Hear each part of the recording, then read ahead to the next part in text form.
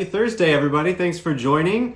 We're going to be joined by Jose Morales today. He was our National Constituency Director on Pete for America. Also, just a remarkable human being. And I love chatting with Jose, and I know you all are going to enjoy chatting with Jose today as well. So, I did not even have a song queued up. I just rushed into the attic doing chores downstairs. But I'm just going to bring in Jose, and we're going to have a fun chat today. So, waiting.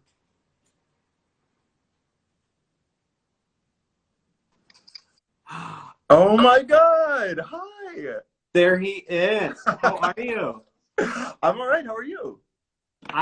Listen. I get it. I I did the grocery shopping for us and for Anne, Pete's mom, today, and I was like 2 hours, plenty of time, and I just got home. But No. I got the refrigerated stuff in the refrigerator. I got here.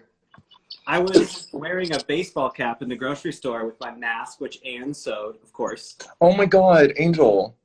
I know. And I think we're okay, though. I think we're ready. We're fine. Yeah, I am not okay, which is why I have been keeping on my hat. Even though I'm not going outdoors, I had a barber appointment the morning that everything shut down. I was like, it'll be fine. I'll go Monday. It'll be chill. I'll finally get like quarantined. And then they were like, hey, we're super excited to not see you all. And I was like, okay. Quarantined. It's a new look. I'm not doing well, but I'm definitely giving it the college try. I love it. Oh, thank you. And even if you feel like a slut, you're like, I'm quarantined. Right? I'm just living my quarantined life. It's like, don't. It's just me. It's just me. So, Jose, I love you, and I think everybody on the campaign loved you. But for those who aren't familiar, will you please just tell us a little bit about yourself and where you're from, and then how you found Pete for America? Yeah, so I'm born and raised in the Bronx and outside of the Bronx, in a small town called Monroe. I spent like half my childhood in each place, so I'm like born and bred New Yorker, which you can't really tell from how much I've tried to undo my accent, but it still comes out every now and again. But when I was going to college was when some like dude from Illinois ran for president and like upended our entire life. So I quickly, like, I went to DC for college. I went to American, and I like fell in love with DC. I felt like I really found myself not only very interested in politics, but I found people who kind of felt a lot like me, where we weren't really sure what was happening with the country, but we were like trying to figure it out and trying to be part of something bigger than ourselves, to at the risk of being really cliched. I also came out when I was in college. I had grappled with it a lot when I was in high school. Not really sure what was going on. I think a lot of people say like they've known from an early age. I think I just didn't have the vocabulary. And most of my life, I actually grew up trying to work on having dyslexia.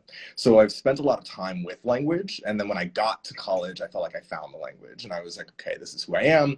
This is who I'm going to be. And this is what I want to do. So at the end of my collegiate experience, I took a class with Julian Bond, and it changed my life. Like, it was the coolest thing. I know, Buddy agrees. I'm like, Buddy so loves college. I know, that's why we're sisters. I love it. But but it completely changed the way I look at like elections and voting rights and stuff like that. I jumped into politics. And that's why I wanted to be a part of that. I was like, oh, we have to protect our elections, and we have to have a lot of force behind it.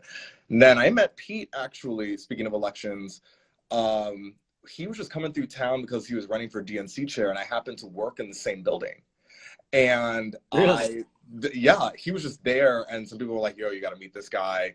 And it's like after 2016, so like the eyes are puffy. I am not quarantined after that. Like, that's not what's happening. And I heard him speak, and I was like, oh, damn. And for 2 years, he just kind of disappeared out of my life. And then I heard he was running for president again. And I was like, I remember seeing this guy at a forum when he ran for chair and being so impressed. And one night, I'm just like on Twitter, and he comes out with an endorsement of expanding the Supreme Court. And the Brett Kavanaugh fight and the Neil Gorsuch fights were like so bruising. And so much of our future has been put in jeopardy because of that. To see someone that new to the field who had a lot to lose by not really having an image the way some sitting senators or the vice president did inspired me. And I was like, all right, I'm doing it. I will do it. I will pack up. I will go. And I applied. And the rest, as they say, is history. Oh, well, we were so lucky to have you on the campaign. So your role was National Constituency Director. Yeah. So can you explain what that meant and what maybe your day-to-day work looks like on the campaign? Yeah, so the idea behind a constituency team is to purposefully open more doors for the communities that make up the Democratic Party, because so many of us have not had a chance to excel in politics. A lot of us have our own power. It's the ways in which our power has been mitigated or diminished by other people in politics or in government. So my job as constituency director was to advocate for and be part of a team of people who opened the door to making sure Pete had feedback loops with women, people of color, folks who are disabled, undocumented folks, veterans, people of faith, basically going all around the country and trying to find, in the past 3 years, the entire world has changed. And a lot of the people who are part of that change are the people who have not benefited from it. Who are those people? How can we get them in front of Pete? And how can we make them part of the campaign on a day-to-day basis? And this required a very fundamental rethinking of politics. I think a lot of folks think that politics is West Wing and House of Cards, but it's really deep. So trying to make which I would have your take on. Okay. So we wanted to make sure, even though it could be like haha goofy, we were dealing with some really heavy things. So we spent a lot of time on the phone talking to people, trying to convince them, yes, we are real people. Yes, we work for Pete. And we just want to sit down with you. We want to talk to you. We want to know what your priorities are for the next White House.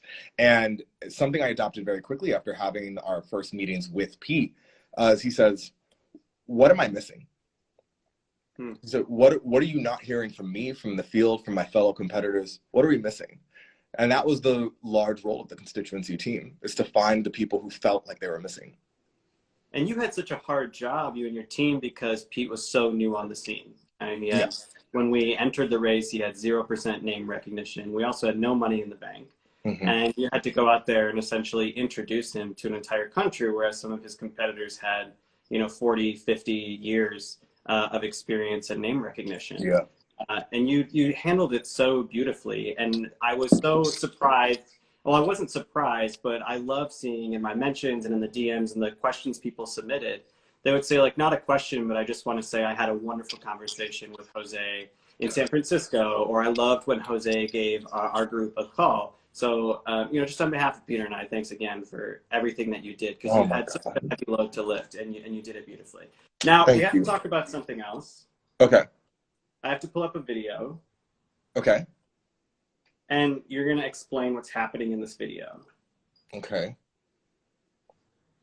If it's a music video, I've seen everything. But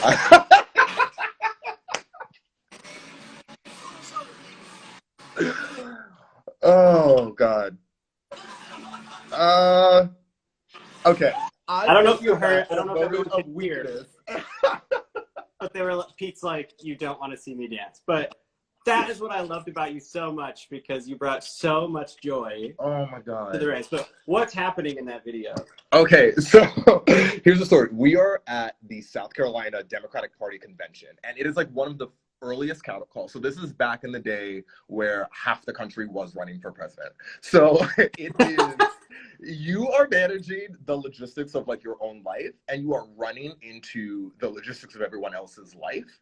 And we had been at the convention, I think, for 2 days at that point. So I am already like, I've got designer bags under my eyes. Like, it is hot, as fill in your thing here. And I'm just like, I'm basically losing it.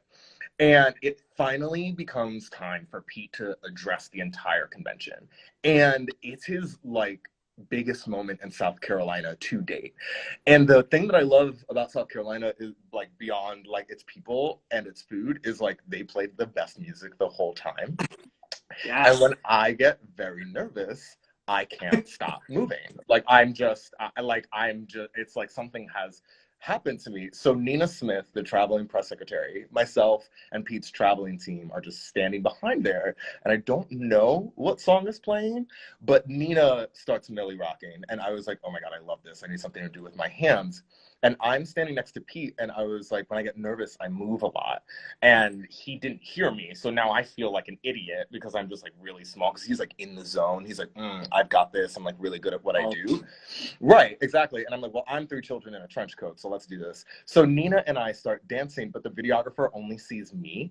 So behind me is Nina, and Pete's tried really hard not to be fazed by me, but then he sees Nina doing it, and I was like, you have to join. And then he was like, nobody wants to see me dance. I was like, oh, okay, cool. But it's this encapsulation of like 5 seconds of where the nerves completely like start to bubble up, but he's cool as a cucumber. He's always cool as a cucumber. It drives me nuts. And that's why I think you and I hit it off so well. And then backstage at so many events, because I can't stay still either. So, you know, I'd always be like asking Emily, like, give me a heads up, because I'm going to pace the whole building. Right. And then let me know when I need to come out. Ridiculous. And he's always like standing like with his thumb right here. He's like, yeah. Ridiculous. I see everyone up in the comments about the Wi-Fi. I don't know what's going on with my Wi-Fi. Can you see me clearly? I can see you clearly, and I can hear you fine. So. Oh, well, see, maybe it's their Wi-Fi. Oh. Have you ever stopped to think the problem might be? Maybe the problem is me. Okay, so I have so many things to ask you about. One, because you're an incredible talent, and then 2, because you're up to date on pop culture and much more. So let's first talk about so many things happening around the country. And Tara submitted a question: how can we help critical down ballot races in states like Wisconsin if we don't live there? Do you have any advice for Tara? Yeah, I have a ton. First of all, create a Twitter account if you don't have one. A lot of the way that information is like rapidly moving is through that very contentious mudslinging website. But the executive director of all of these parties throughout the state have such a lens on what's going on. And like, I have to shout out the Wisconsin Democratic Party for working with people like Swing Left and their Indivisible chapters. The day that Governor Evers was like, we need to move the election, we need to take care of these people, it set off such a quick chain of events and people got really confused. But Ben Wickler over at the party and other people who have been doing a lot of the work down there quickly operationalized and said, we need to operate as if the election is going to happen tomorrow, which it did. So it proves that these people on the ground knew what could happen and they had the infrastructure in place. So if you go on Twitter or if you're on Facebook, a lot of these state parties and their personalities and the people who run them have accounts. Stay up to date on what they're doing and what their needs are. Also, I know that a lot of people had a lot of trepidation about jumping on the phones, but now more than ever, people are actually being more responsive to talking to folks on the phone. A lot of us are making sacrifices right now, and it would be really outside of your comfort zone to call a stranger. You're like, I don't know, like, I'm not their area code, all that stuff. This is a sacrifice that's needed. Jumping out of your comfort zone is what's needed. And those down ballot races, you can have a monumental effect on just calling 15 people. Because think about what Greta built at PFA. The relational organizing model was really strong for not only expanding our reach, but strengthening the bond. So if you are talking to somebody in Wisconsin and Milwaukee or somebody up in Madison and they're saying, I got a call from somebody who's telling me there's a race on Tuesday, I didn't even know that. They tell somebody else in their household who trusts them. And you can have a maximum effect. Just because you don't see it doesn't mean it's not happening. You know what I mean? Like, we learned that age when we were younger. So by following those people on Twitter and getting on the phones, it's never been more needed. Absolutely. I will continuously shout it from the rooftops that you don't win an election by talking at people. You win an election by talking with people. Yes. And so while you can amplify things on social media accounts, amplify things that you love on Twitter, you got to jump on the phones or phone banking and text banking to talk with people. Yes. Because if you're only relying on saying something on Twitter, you're just talking at people. Yeah, exactly. We need to have more authentic connections. And now more than ever, which I'm sure Stefan would agree, this is a digital election. Oh, And this 100%. election is going to require us putting in a lot of elbow grease on those phones and texts. 100%. I literally could not agree with you more. And Stefan had been saying that before the virus. There, Oh, so yeah. much of our interactions are moving to the digital space. Whether you have a judgment value on that is kind of irrelevant. We need to operate there. And that's why I think the rules of the road were so important. It's really easy to be nasty and condescending and pithy on like choose your platform, but the rules of the road Yeah. really governed the way we lived our lives on and offline, and it's important. Right.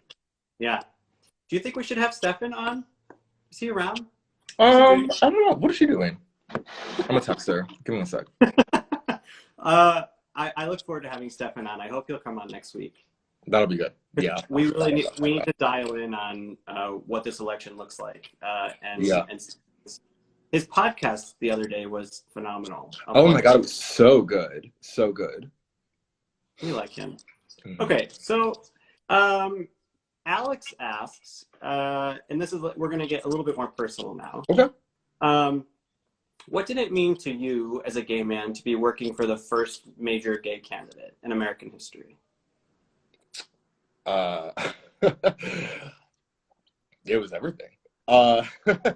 It was a moment that was really easy to forget sometimes, and parts of that scared me. I think a lot of my experience of like being out, being queer, and operating in this space in some ways is still being written. You know, I didn't think we'd move back after Obama. I never thought I'd come out. I never thought a bunch of these things. I've basically been wrong at every turn. And for some of it, it's for the best. And I also never really met a lot of queer people from the Midwest when I was out east. I've spent my entire life in New York and DC and some towns in between. And what it meant to see kind of the family growing and it creating leaders of people who I thought I would have never met. The idea was sometimes too big. It would be too monumental. It literally felt historical in a moment that would be completely innocuous. You know, like we'd be driving in the car somewhere, like going between Houston and Austin. We'd be backstage, right? Like a party convention. And that's when it would hit. Sometimes it wasn't even necessarily about him talking about how excited he was to be married to you, because so much of that stuff were things I had told myself I wasn't going to have. So don't want it. Don't run after it. Stay the straight and narrow and keep going so that you can be successful, and then those doors will open. And I think he has redefined success in a really, really important way. When I had the opportunity to talk to a lot of and work with a lot of LGBTQ orgs, and I know you did like tour de forces of folks who are helping queer people who are homeless, who need access to better healthcare, some who are just trying to raise a family.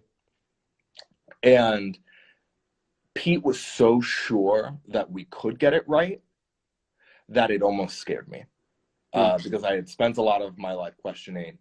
And part of the experience of working for him, being openly and authentically queer in a way that I had not seen, was that I basically have given up searching for the answers because it's very clear that there's no answer.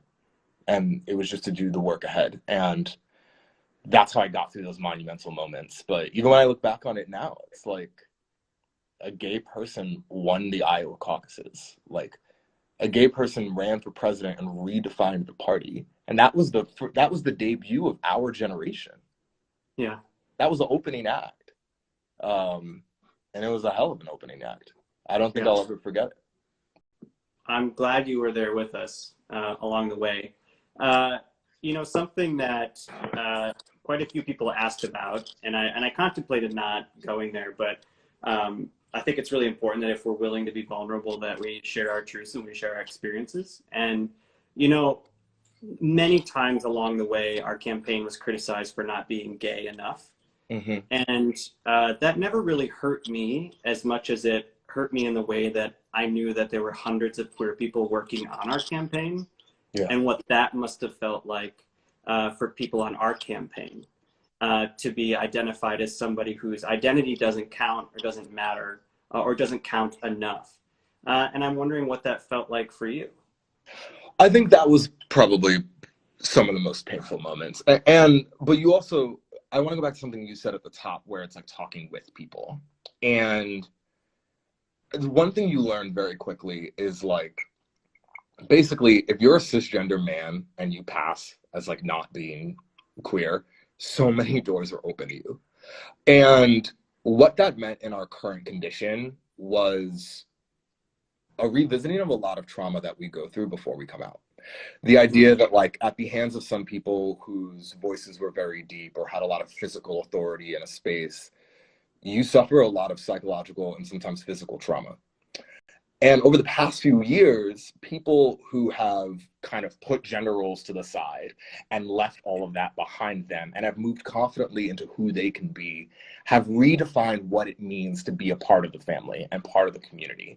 And I think what scared some people were the fact that he wasn't like a lot of the folks like me who grew up in a city who were very happily like, I can be very feminine, I really love Drag Race, I don't stop screaming about Dua Lipa, and that's like my queer experience. But also like, look at me and you'll see someone who's pretty racially ambiguous. I also know what it's like to say you don't belong to one of that or the other. And Pete's perseverance and then victory in Iowa and ability to go on is probably actually one of the testaments about what it is to be queer. It's not that life is going to be easy. Actually, it's quite plain that life will be hard if you come out, but it's worth it. You still win. And the diversity of this community still has to grapple with the fact that parts of us have not stood up for the other parts of us. So let that lead to an interrogation of how we can be better allies for the people for whom we're walking through doors and seeing rooms they can't come in. Let that be part of the mission. Don't internalize it. And also know that a lot of people have come from pain and bring that to politics. Yeah. Yeah. I think that is so important. Right. That really resonates. That makes me think specifically about one of the LGBTQ centers I visited. I believe we were in Tennessee, but we visited so many they all start to blur. But I remember sitting down at the table. And, for me, for people who don't know my backstory, I ran away from home when I came out. I was terrified of losing everything. For so long, I remember feeling like politicians and people in positions of power don't care about me. They'll never fight for me.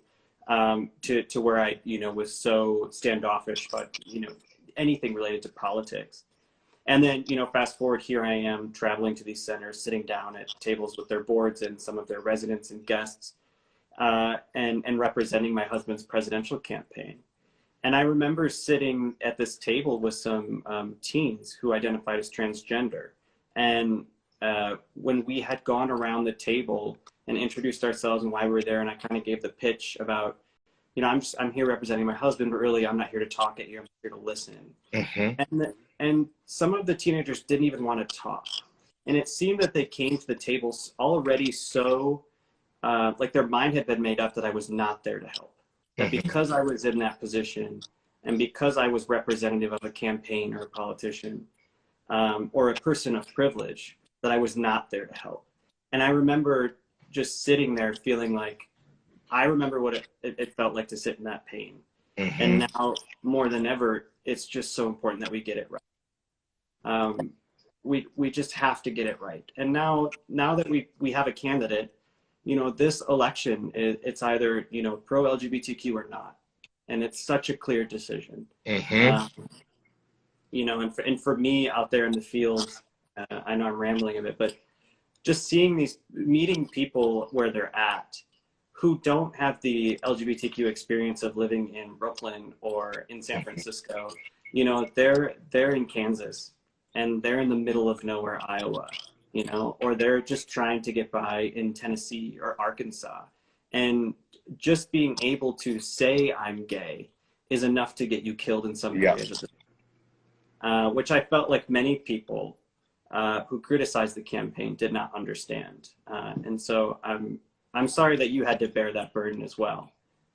But, we just, we carry on, I guess. And that's the thing is like, if that's the pain that I go through, like as a cisgender man who was lucky enough to be on this campaign, I had to hold it because I don't know what it's like to be a woman. I don't know what it's like to be trans. I don't know what it's like to be in a chair. Right. I don't know what it's like to be undocumented.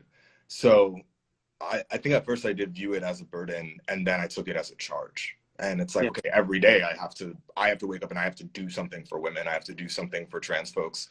And I mean, I also grew up Christian, you know? So a lot of that is still really ingrained in me, and I'm still very happily a Christian. But so much of it is about what you do and not say.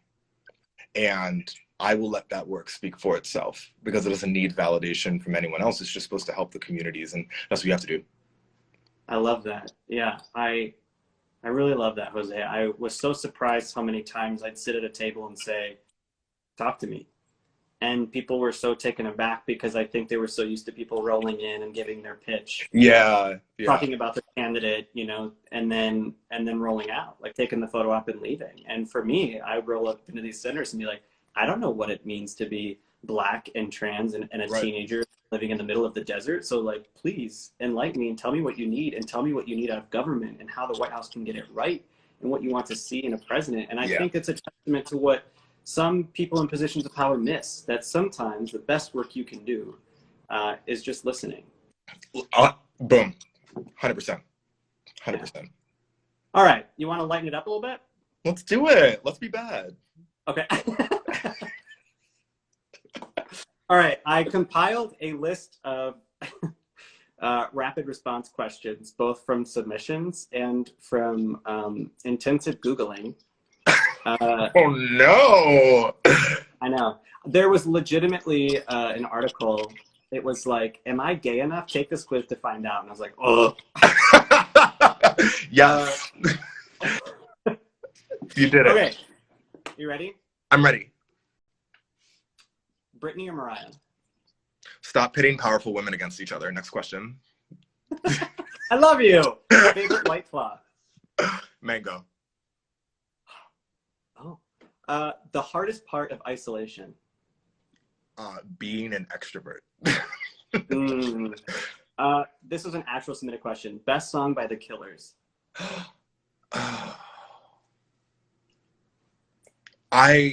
I'm legally obliged to say Mr. Brightside, but it's like in the Olympics when they're separated by 100th of a second. It's like, are you really number 2 to number 1? Like, it's not. So I'll just say all of Hot Fuss, half of Sam's Town, and then another half of their most recent album. There's all one. I'm gonna let the internet respond to that. Okay. Grow the hair or cut it off? In general, not for me, just for anyone. This might be our one chance to grow it out and just see what happens without social repercussion. So go ahead, girl. It's your life. All right. Favorite food on the campaign trail? Oh my God. Tacos El Gordo in Vegas. They have 3 locations, but we took Pete there. And listen, the lines are worth it. They're worth it. You have to line up based on what you want. So you have to decide ahead of time, which is an incredible marketing scheme because you're just thinking about those tacos forever. Oh my God. I love that. Place was so good. Okay. I lost my spot. Best bop of 2019. Oh crap. Oh no. I'm gonna get.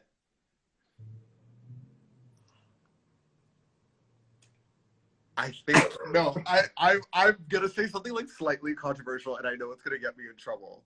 But I can't remember if Ariana's album came out in 2019 because like my brain has turned to mush over that year. Like it's like, did it come out in 2019 or was I 15 years old? So did Thank You Next come out in early 2019 or was it late 2018? Let's find out.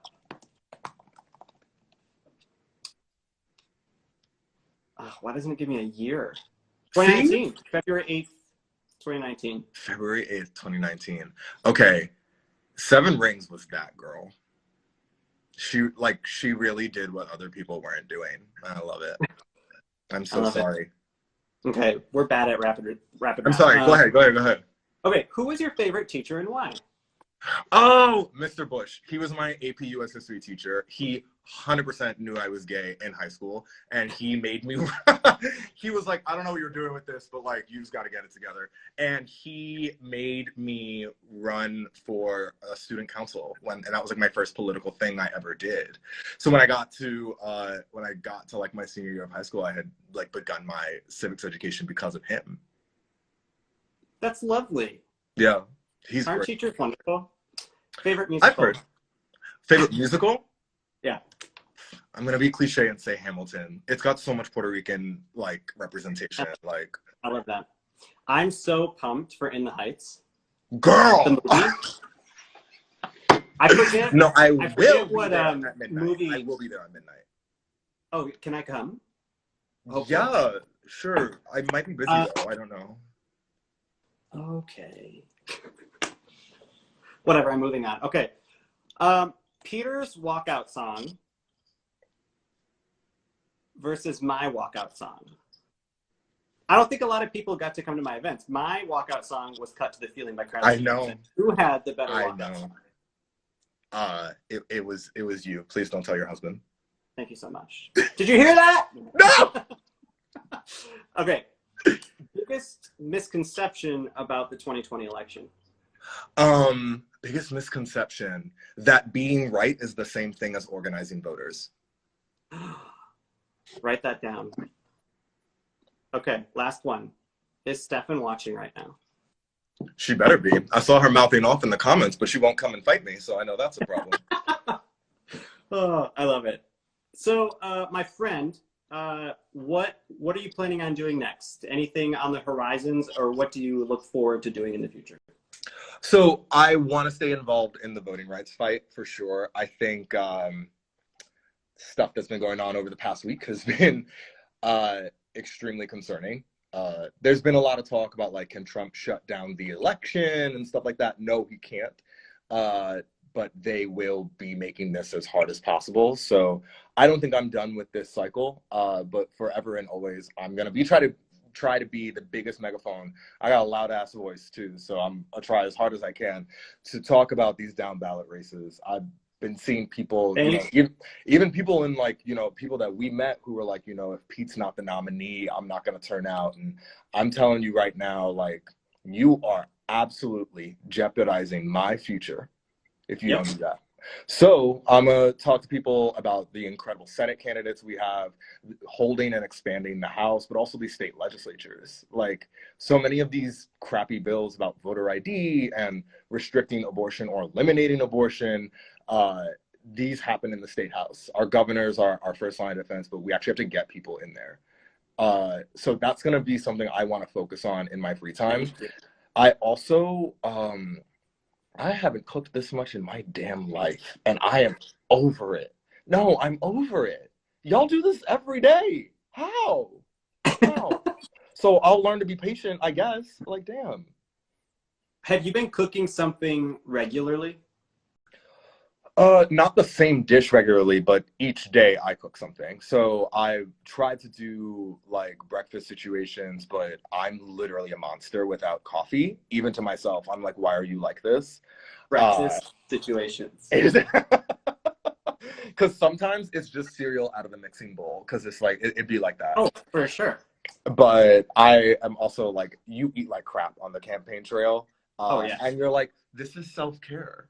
Like, this I had a vegetable the other day and it was delicious. Yes. Oh, I love what lettuce is doing. Like, oh, incredible. So I'm trying to find like healthier ways to eat and be more self-sufficient, because I realized, I think there was a meme going around. I actually might have sent it to you. It was like, this was a really bad time to realize that my two hobbies were going out and seeing my friends.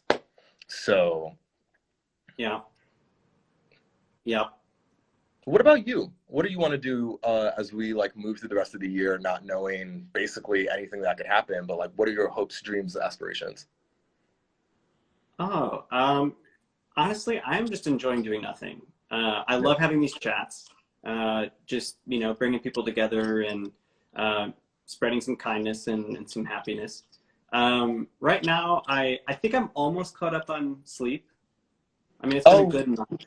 But like, is that on Netflix? I'm not familiar. Never heard of it. Like, and the thing that Pete's being really kind and generous about both of us being on very different routines. So for him, if he doesn't have a routine, it's worse. Like even if it's leisure time, like he has to know, like, I'm going to schedule time for reading. I'm going to schedule time to walk the dog. We're going to work out at 4 o'clock today. And for me, like the going from 100 miles an hour on the campaign trail to 0 was so abrupt that like I'm just this week starting to be able to like do some journaling and writing and sort of, you know, going through my thoughts about the campaign. And like even having chats with friends has been really hard because I still feel like that campaign pull, you know, like we have to do something next. So I don't know, you know, right now I'm just kind of enjoying figuring it out. You know, we've always wanted to be dads and now we have the time. So I'm very slowly starting to start that research. And like, we're doing a ton of projects around the house. So like we've moved like every room and that's it. Like I'm just focusing on that. Good. Big picture, who the heck knows? I mean, I don't. I keep saying I'm going to do these projects. Like I have these like posters right here that have been in just sitting there since October. And I'm like, yeah, I'm going to get around to do it. And then I sit on TikTok for 2 hours. That's okay. But you can never do that on the campaign trail. There was always an email to be answered, a ball that might have been dropped, or you're like, oh my God, I haven't had water since the winter. Somebody help. Yeah. So the opportunity to like think about water since winter, is that what you said? Maybe. I don't know. The Wi-Fi's really bad here. So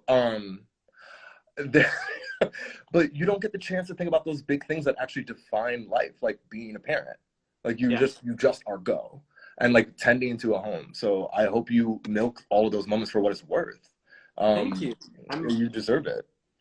I will continuously say this every day because I think new people come on the chat, but like stop putting so much pressure on yourself to like exit quarantine as like the best version of yourself. Like I don't care if you perfect sourdough. I don't care if you come out of it with a beach body. Like please just take care of yourself, your mental health, the health of the people around you. Like who needs, like you don't have to do anything. And I think it is so okay to just focus on being okay. Like if you want to be, it's a lot of like anxiety inducing fear right now, right? So sit on the couch in your sweatpants and drink rosé at 3 p.m. Leave me alone, Peter. Do it. You know, do your thing. You really just read me on this IG Live. Okay.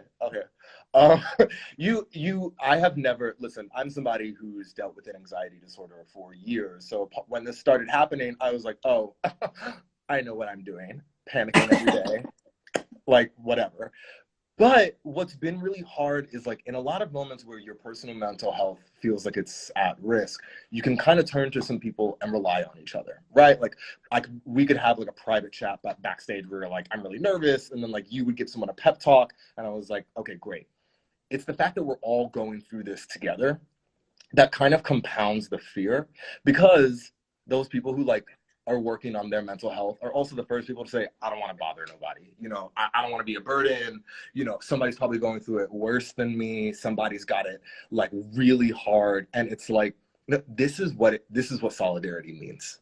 It means to hold each other in this moment and say, whatever you've brought today, whether it's the worst version of yourself you've seen, a $5 glass of rosé, or just like the blanket that you wrap yourself in when you watch Netflix, that's good. That's good. Because living right now is really, really, really hard. I just want to like commend, I know like Pete talked to Dr. Cass, aka Dara, like love of my life. I think of her every day. And one of the things that comes up to me is like, maybe I shouldn't bother her. But I've also been thinking about, we were talking the morning before Pete dropped. And that night when I was in San Francisco and you were back in South Bend, I was thinking all I wanted to do was be around you and other people. So that's what we did. It was a bunch of us who were so proud of him after the speech, but in that in-between where it was really scary, just kind of held each other and just sat at a bar and had tacos, and that counted as winning that day. So let those small things be victories. Enjoy that nothing time. Oh my gosh. Yes. I went out and started our sprinkler system yesterday. I know I'm basically a handyman, and Yeah.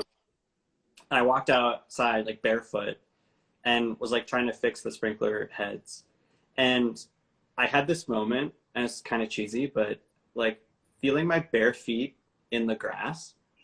I haven't done that in like a year and a half, maybe 2 years, and it was Oh just like, man. oh my god, I can just be here now and enjoy Yeah. this moment. I think we all just need to just be okay with our feet in the grass. Like that can Oh my be God. Yeah. enough. Yeah. So That is. I have kept you far too long, my friend. Yes, I I'm have so busy. Stop. Oh my God. rapid round, please. I've been asking everyone, what are you reading? What are you watching? Any suggestions for the rest of us? Okay, what I'm reading right now is How the States Got Their Shape. I'm very cool. It's a nonfiction piece about the boundaries of the states. And it's actually really, really very interesting, That's talking about all of that. What I'm watching right now is La Casa de Papel, which is about 8 robbers who try to rob the mint of Spain. And what was the other question? What am I reading? What am I watching? suggestions if you're making anything. Just what are you Oh, doing? I'm trying to learn how to make, I'm working my way up to learning how to make macarons, which are my favorite dessert. Different from macaroons, the coconut ones. But because I know people have opinions, but I'm right. Not So, on here. This is social media. so I've been trying to make that. I've been trying to cook more Puerto Rican dishes, but stuff's hard to come by, obviously, in supermarkets. Um, I'm also trying to exercise more. I've been a dancer for years, so trying to do workouts here at home, in my living room, rearranging the furniture like I'm some wine mom in the burbs is incredible right now. And yeah, that's the goal, girl. Like, I I'm drawing a blank, but there's this amazing person on Instagram right now. Is it Ryan Heffington? Is that his name? Who's no, it's doing these? Jose Morales, but it was close. It was close though. You were mad close. It was good. Sorry, who's doing these like wonderful dance live streams, which are so Oh, fun. nice. I want to check Yeah, it out. check that out. Uh, Okay, to remind me. I gotta go. I'm so busy. I have like a million things to I do know today. she's booked. She's busy. I get it. I get it. I appreciate you, and I loved working. Likewise. It was such a privilege working with you, and I will always be on your team. There have been very punctuated moments on the campaign where you were more than a lifeline. Like, you are such a delight and you are everything I think people think you are on the internet. And so many people in politics can be Dr. Jekyll, Mr. Hyde. But it's no wonder you were an amazing teacher, because you taught us a lot about staying sane. So thank you, like, from the bottom of my heart. Well, thank you. It was a phenomenal team. We were all so lucky. So enjoy whatever comes next. Thank you. And I'll be sure to let folks know whenever that is, whatever that is. But I will see you around the bend. sounds good. Stay quarantined. Oh, stop it. Look at you. I'll see you Bye. soon, Thanks for friend. having me. I'll see you later. Bye. Bye. Thank you, everyone, for joining today. That's Jose Morales. Follow him on Twitter or Instagram. He's wonderful. I hope we'll have more folks, lovely, lovely folks from Pete for America on that. I'd love to introduce you to talented, intelligent, loving people that truly built this community. I hope you're being kind to yourself today. Take a moment to take care of yourself, like Jose and I were saying. It's okay to just be okay. So tomorrow I'll be joined by Nick Ferroni. If you follow him on Twitter or Instagram, he's a teacher out in New Jersey who's been doing some phenomenal things with teachers nationwide. And I'm looking forward to talking to him about teaching in this digital culture right now, tips for parents, tips for teachers, and also just highlighting all of the wonderful work teachers are doing right now. So I will see you all tomorrow. Don't forget, I know my mom's watching right now. Call your mom.